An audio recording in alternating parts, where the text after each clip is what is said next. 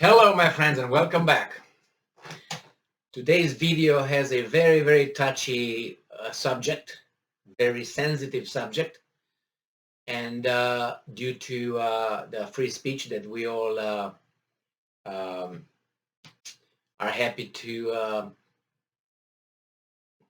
enjoy, I will not discuss many aspects on the subject, but in a future symposium in person, we will be able to freely discuss any subject to any length. For now, we have this medium here that we have to use, and we have to abide by certain regulations.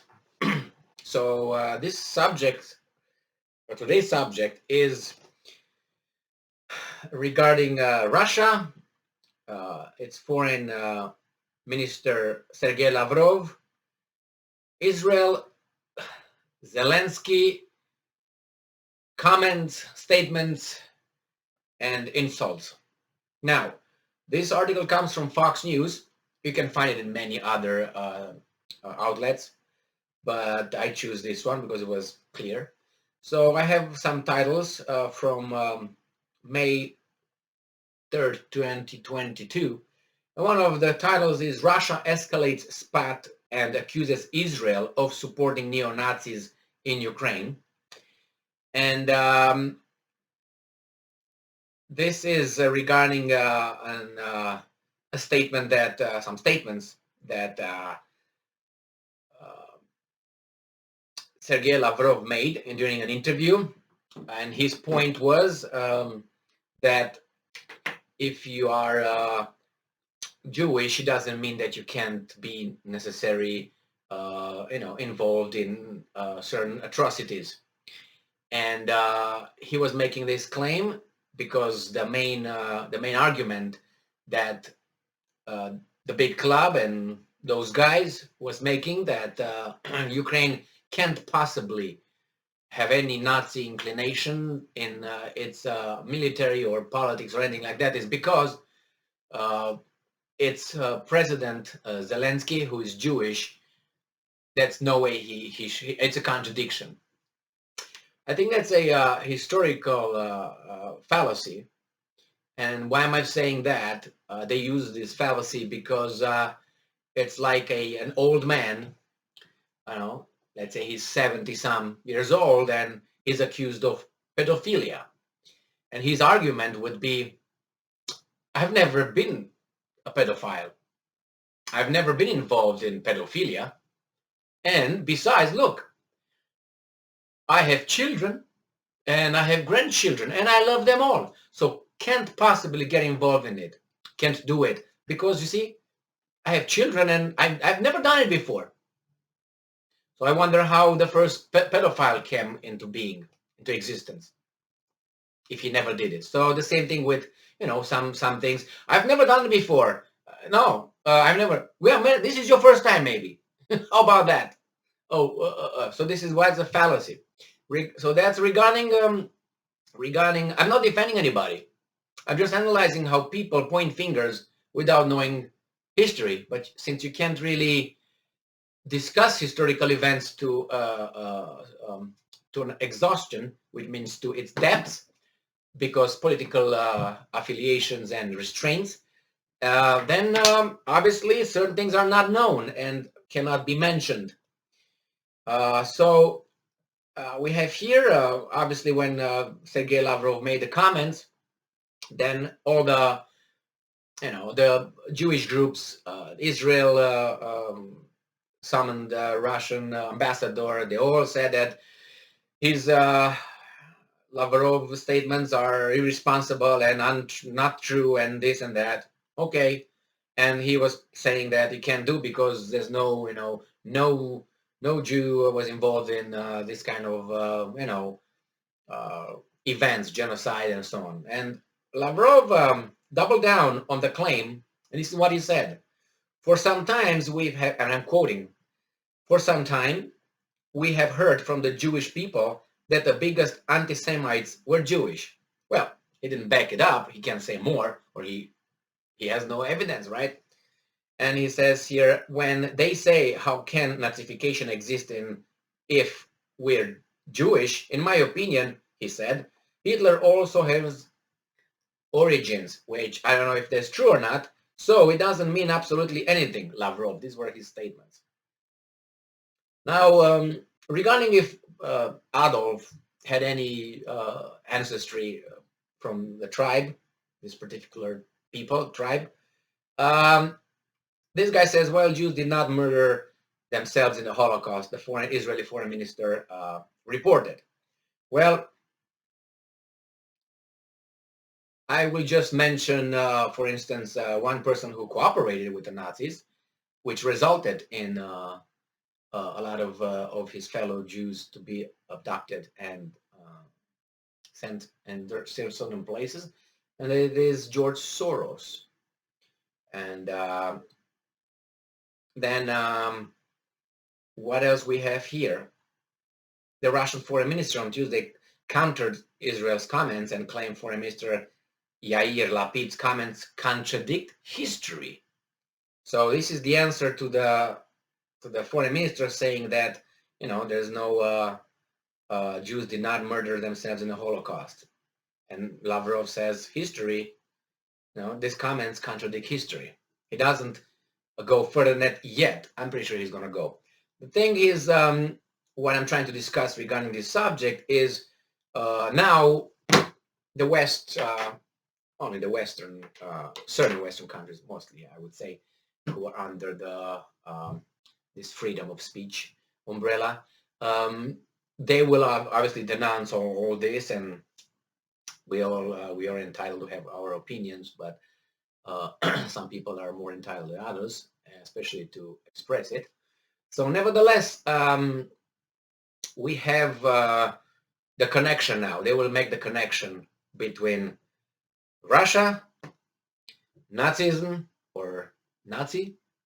They were going to go to concentration camps. They would go to, they already went over there, already all these two. With Adolf, they will go further with, you know, the methods.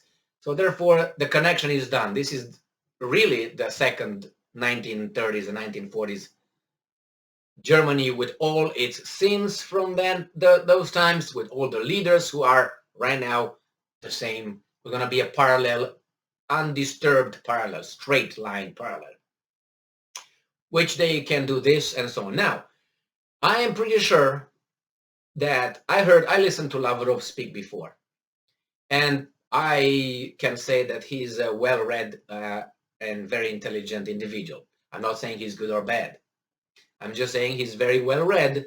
He's, I don't want to say very articulate, because that was told of Obama. So that destroyed that term for me, at least. He's very articulate. Yeah, he was very articulate, but articulate means you can speak very nicely, but not necessarily deep or say something meaningful, which that's why for me that connection was done forever. But I'm pretty sure he knows certain things, and I'm pretty sure that Lavrov knows about his history, his people's history. And what I'm referring to, I'm pretty sure he knows about Soviet Union's history. And I know he knows names. And I know who were in charge mostly then. And if you want to mention just Stalin, that would be a very, very sneaky way to avoid pointing fingers to others. And Stalin was not Russian. We know that, right? He was a Gruzin. He was a Georgian, like Saakashvili, the darling of the West, who was educated in the United States, by the way. Sounds familiar. So then we have a lot of other people over there in Soviet Union who were chiefs and directors of departments of repression. Now, I'm pretty sure that you heard about Holodomor, and that was the genocide the genocide committed in 1932-33 in Ukraine, where about, I don't know, now they say about 8 million people died. Some people say 3 million, 4 million, I don't know, where they were starved to death by the then leadership of the Soviet Union, which was with these people. And then I'm pretty sure Lavrov knows all that, and you should know too. And I think that Lavrov also read Alexander Solzhenitsyn, Gulag Archipelago. Solzhenitsyn, as you know, was a Nobel Prize laureate for literature in 1970, and then he was the dissident. He fled Soviet Union. He ended up in United States, and he was very much hailed, but up to a point.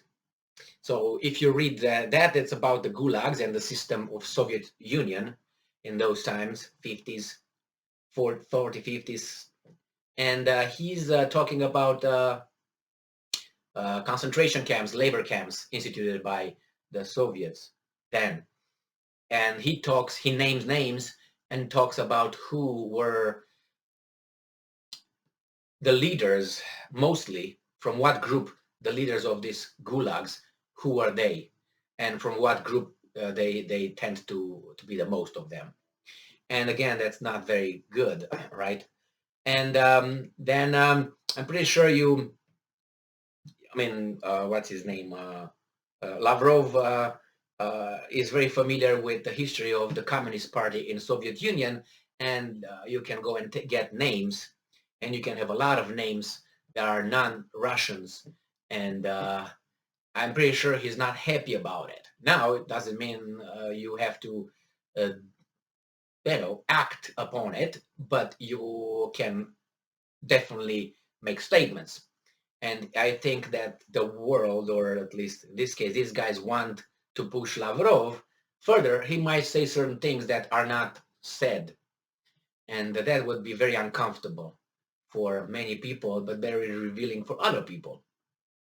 So what I'm saying is Russia is toast right now, is done, because right now another factor, big influential factor, got in the mix, and that has a grip on certain institutions and organizations and all that. And luckily, let's put it this way, I would say that Russia, since it has partners not in Europe, where the operation is occurring, but they have partners in the East, like China, India, and all of those guys, those guys are not following the same script as the Europeans or the whites or white countries about their guilt and all that. So those guys will just say, they will just probably dismiss the spat between this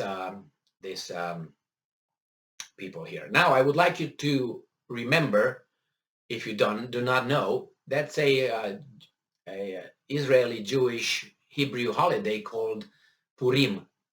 I would like you to look into it and get some names from there and some numbers about Purim and what they celebrate.